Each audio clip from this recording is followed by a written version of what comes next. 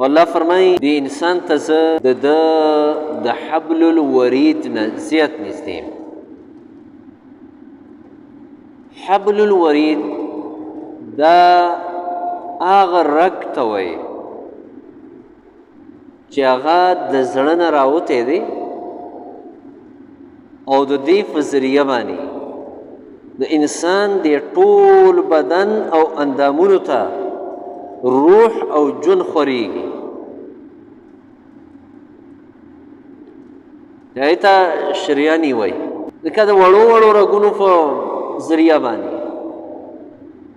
د هر یو اندام ته د انسان وینه پاس کېږي، روح او جون ورته پاس کېږي.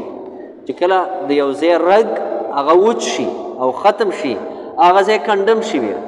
کله چې انسان ته دا فالج وشي، فالج اټیک ورته وشي، نو د هغه څه اندامونه کار پرېږدي. د هغې بنیادي وجه دی چې هغه کم روح او وینه هغه ته پاس کېدل، هغه پې بنده شو، هغه مخکې وشلېده. دغه حبل الورید دی. دا فرمایي زما علم او قوت او زه دته د دغه رګ نه چې د کم رګ په وجه باندې د ژوند دی او د مرګ دی، هغه نه هم زیات نږدې یم.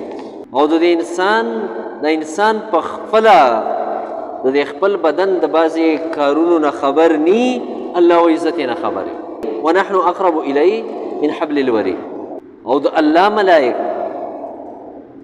هغه هم د انسان ته نږدې دي د دغه مرۍ د رګونو نه. کوم ملائک چې الله پاک د ده باندې مقرر کړي چې د ده ښه او بد لیکي.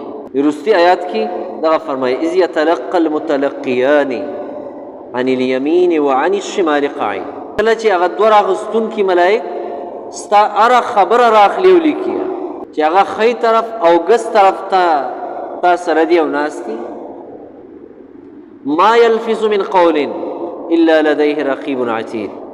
ستا د دې ژبې نه، ستا د دې خولې نه یو لفظ هم نه راوځي مګر دغه ملائک هغه لیکي. اوس دا ده چې دا ملائک د دې انسان هره خبره لیکي که صرف هغه خبره لیکي په کوم باندې چې ده ته ثواب او عذاب ملوي. نو بعضې مفسرین فرمایي چې دا ملائک صرف هغه خبرې لیکي کومو خبرو باندې چې د انسان ته یا ثواب ملاویږي یا د انسان ته عذاب ملاویږي. کومې خبرې چې په هغې نه ثواب ملاویږي نه عذاب، هغه دا ملائک نه لیکي. او بعض مفسرین فرمایي لکه حسن بصري رحمة الله علیه او احنف بن قیس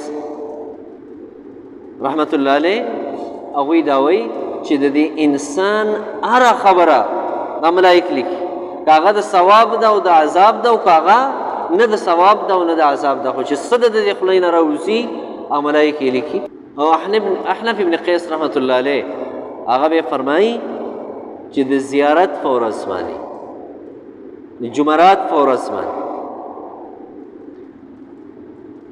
د هر انسان دغه ټول اعمال دا الله ته پیش کولی شي، چې د ټوله هفته کې د کم کارونه کړي، د کمې خبرې کړي، نو هغه وکتلی شي. هغه ټوله د هفتې چې د کم ریکارډ دی، د کم عملنامه ده، کم لیکل دي، هغه وکتلی شي. په هغې کې هغه ښې خبرې، یعنې د ثواب خبرې، او هغه بدې خبرې، د عذاب خبرې، هغه پرېښودی شي، او دا کوم چې نه د ثواب دی او نه د عذاب دی دا ترې نه کټ کړی شي بس. او دا قرآن کې الله فرمایلی دی یمحو الله ما یشاء ویثبت وعنده علم الکتاب. الله قرآن کې وی یمحو الله ما یشاء ویثبت.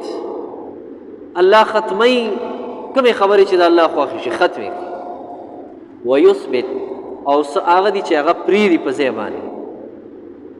وعنده علم الکتاب. د الله سره د ټول د دې لیکلی شوي څیزونو علم دی.